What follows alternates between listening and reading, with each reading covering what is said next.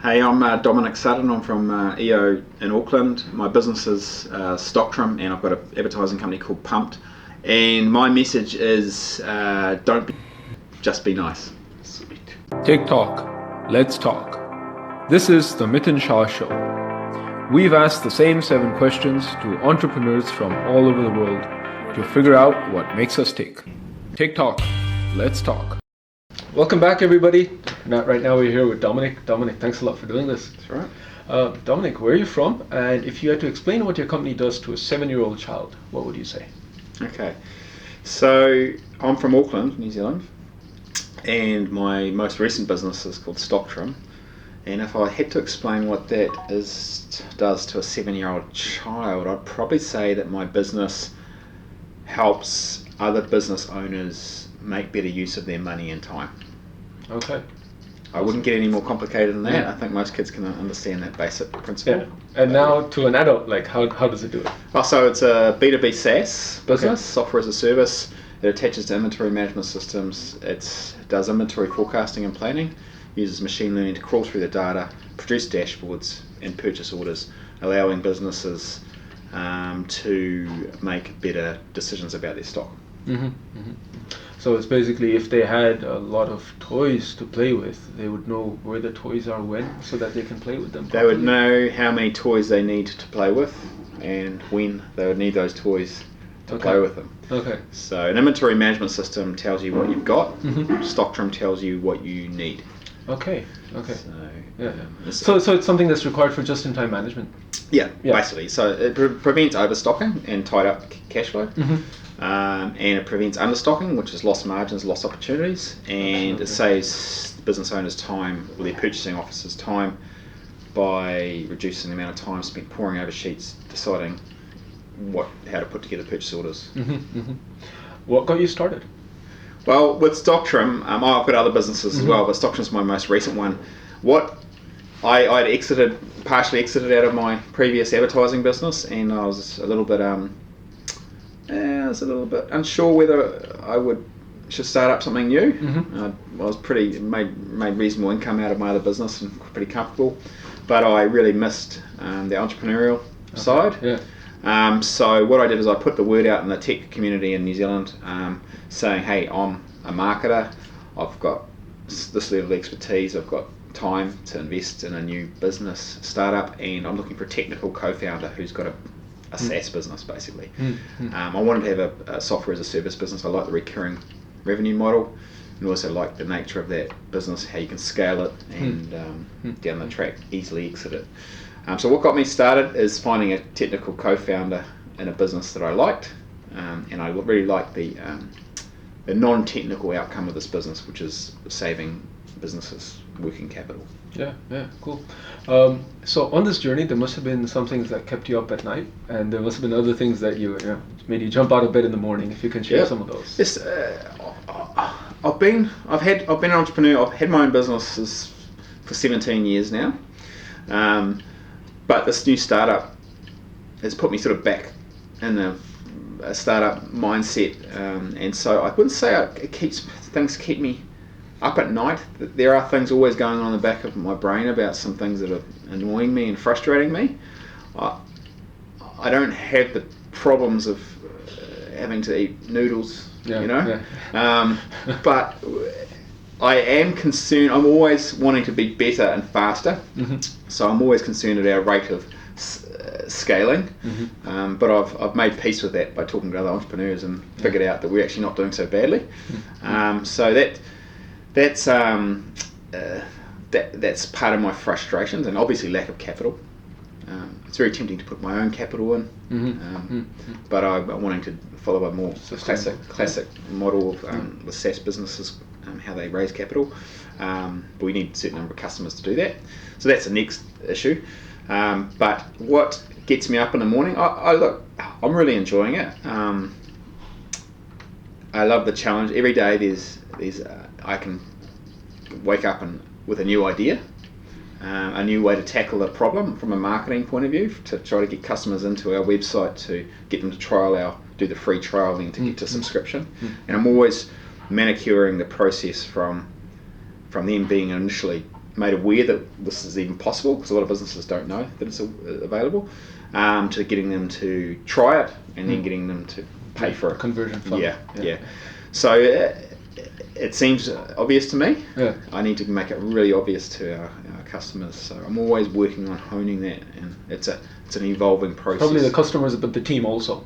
Yeah. You have to make sure Yeah. that they're following up on the funnel. Yeah. So it's basically the challenges that also keep you up and also make you jump out. Yeah. And you know what? I asked for this, so I'm actually really comfortable with the discomfort. Mm-hmm. If that makes any sense. Nice. Yeah. Because I sat there for about a year talking to my forum, and going, well, should I start something new? You know, I don't want to blow all that I've achieved, but I'm also not happy sitting back, going to the beach, going on holiday. It sounds a bit weird, but I felt unhappy with my content state. Yeah. So I want to get back into it. Now I am back into it, and stuff's flying everywhere. I'm really enjoying it. Yeah. So I like talking about it. Yeah. So, yeah. What do you know now that you wish you knew when you started? That everybody faces, entrepreneurs face the same issues at different times. Mm-hmm. Yeah. So we all go through that self-doubt. There's belief issues. Nothing's as easy as it looks. Mm-hmm. You have to figure it out to a certain extent on your own. But it also is great to have a support network as well.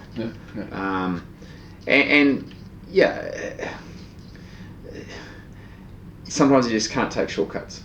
Yeah.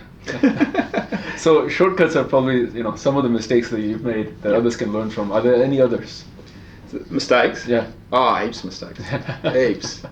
There's huge financial mistakes. I once because I've bought and sold businesses over the last few years as well. And I once bought a business that I thought I could fix, and I couldn't. Mm-hmm. And it cost me a lot of money, and it just about put me right under completely. Okay.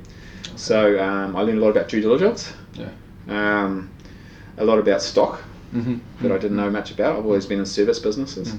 But also some other mistakes is trying to take shortcuts around legal shareholder agreements, legal agreements, documents, not reading things properly.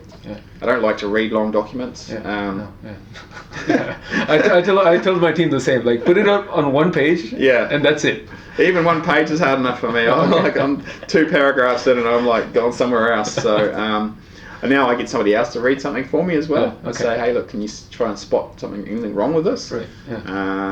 So that's a thing I've learned, is that is to get the experts in and pay for good people when you need them, rather than trying to do it yourself. I can't be an expert at everything, and it's a false economy to try to do it yourself sometimes. So sweet. Yeah. Looking back now, what are some of the moments that you're really proud, happy, satisfied, and content with? I don't really think about it that much. Every now and then when I'm having a drink, just on the beach, I think, wow, this has been really quite fascinating. I'm really happy that I'm employed. I really sometimes, even though employing people can be really painful and frustrating, I sometimes look at all these people that I've employed, and they pay their mortgages as a result of me having a business. And I'm really proud when they come and tell me how much of a difference working with me's made to their life. Okay. So that makes me happy. But writing what you like, if you had a billboard and you could put on any message that you want, what would that message be? Be nice to others. Okay. I wouldn't put an advertising message about my business, because I don't know where I think it'd be a message about humanity. I think being nice. Some instances where EO has made a difference in your personal, family, community, or business life? It's made all those areas, actually. It's made me a much more tolerant person.